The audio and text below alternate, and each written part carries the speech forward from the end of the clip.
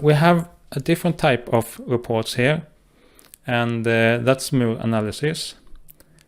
And in the previous reports, we have been looking at percentage of stop codes, how much time we spend a week on setup time, or different types of maintenance, planned or unplanned. With MUR analysis, you can do a different type of stop code analysis where we're looking at individual stops instead. So in this chart here, created by the MUR analysis software, we're looking at, for example, setup time, and it has a normal time index, maybe 5 minutes, and that's what represented on the x-axis.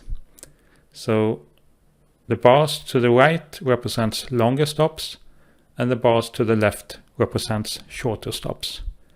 And then we can see the number on top showing the number of stops, showing we have one stop almost 16 minutes long, and we have 3 stops that is shorter than 1 minute.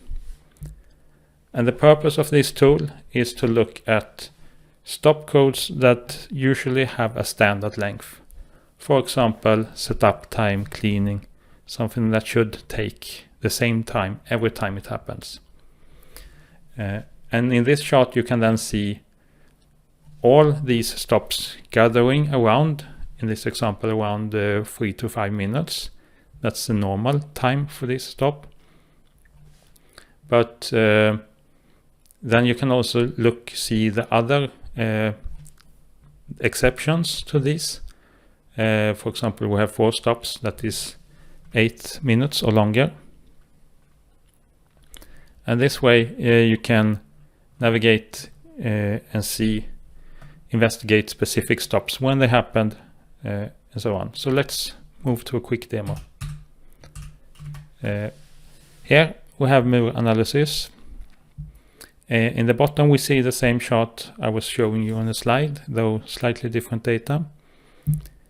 And so to use this, you select in the left panel what time interval to generate the report on, what machines to include it. You can check which machines to include here, and what stop codes. You can check several stop codes, but to get useful data, you usually only look at one stop code at a time. But I can switch from setup to cleaning like this and get different charts for those.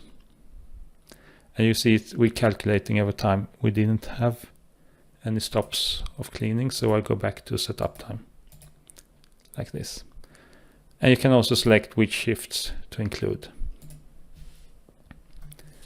And once the report is generated, we have these stop codes here, and then we can look at the single stop code like this. I click it like this, and after I click it, I will get some markers up here.